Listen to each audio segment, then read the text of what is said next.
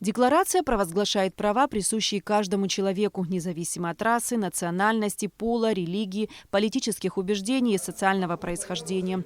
Воспитание правовой грамотности и формирование активной жизненной позиции. С этой целью в образовательном центре имени Зураба Ачеба был организован круглый стол с участием студентов исторического и юридического факультета ВАГУ, а также специальности международные отношения. Ежегодно 10 декабря мы всегда отмечали это мероприятие в более широком формате. Однако, к большому сожалению, та эпидемиологическая ситуация, которая сегодня сложилась в Абхазии, не дает нам возможность более расширенно поговорить об этом очень важном документе. Что из этого документа мы берем? Мы берем только те статьи, которые, на наш взгляд, очень важны для нашей жизни, для нашей республики, для нашего народа. Декларация была принята после страшной Второй мировой войны. Тогда лидеры стран признали важность документа, закрепляющего основные принципы международного сообщества. Одним из активистов рабочей группы выступала Элеонора Рузвельт, утверждавшая, что каждый человек должен знать свои права.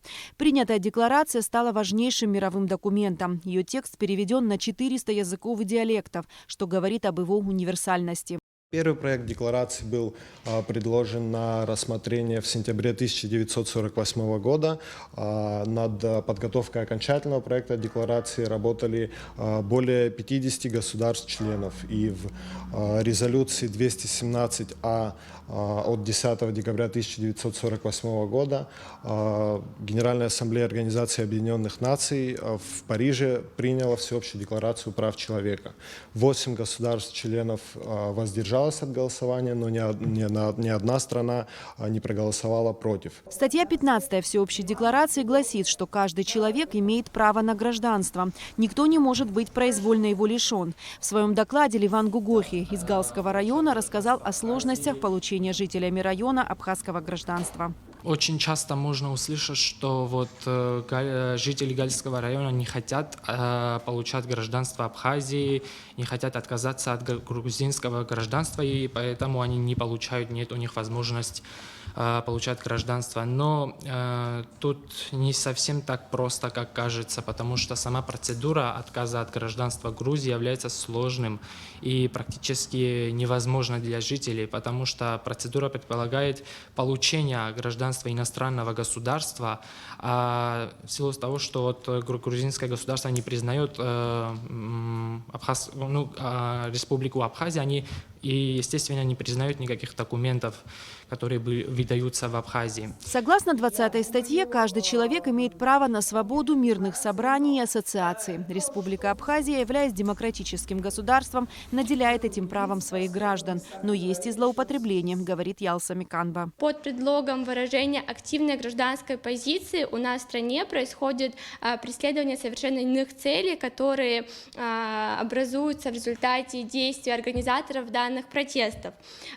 При проведении акций протеста используются ультрарадикальные настроения, которые обуславливаются политическими устремлениями отдельных лидеров оппозиции, какими-либо иными проблемами, которые существуют у нас в государстве. Возможно, для того, чтобы снизить злоупотребление использования этого права, необходимо внести изменения в законодательство о порядке проведения массовых мероприятий, а именно запретить проведение мирных собраний, ассоциаций, тех же митингов и протестов возле комплекса правительственных зданий, возле здания парламента Республики Абхазия, президентских резиденций и также возле президентского дворца, а также запретить выступления с призывами, которые могут быть истолкованы как возбуждение политической, социальной, расовой и иной розни. Согласно 21 статье декларации, каждый человек имеет право принимать участие в управлении своей страной непосредственно или через законно избранных представителей. Баграт Ломия выступил с докладом, в котором рассказал о роли и минусах законодательной ветви власти в Абхазии, в числе которых, по его мнению, возрастной ценз депутатов парламента. Как известно, у нас в республике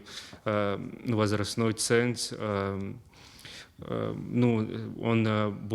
выше, чем в Российской Федерации, но все равно значит, ну, эта тема вызывает дискуссии. Если посмотреть на возрастные цензы парламентов зарубежных стран, на возрастные цензы там, законодательных органов азиатских стран, то можно сделать такой вывод, то, что в парламентах депутаты, сенаторы, они довольно-таки люди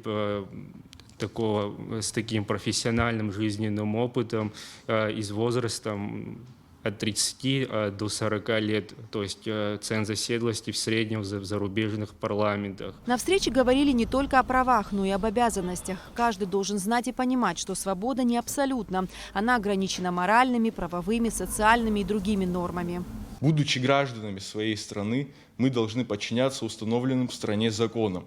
Законы, по идее, отражают нормы морали и совести, как общечеловеческие, так и принятые в этом обществе.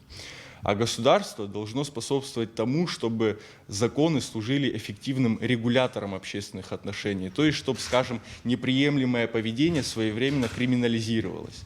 Законы должны быть справедливыми. Республика Абхазия признает и гарантирует права и свободы, закрепленные во Всеобщей декларации прав человека и других общепризнанных международно-правовых актах. Об этом гласит статья 11 Конституции Республики. Эсма Гуланзе, Михаил Братухин, Абхазское телевидение.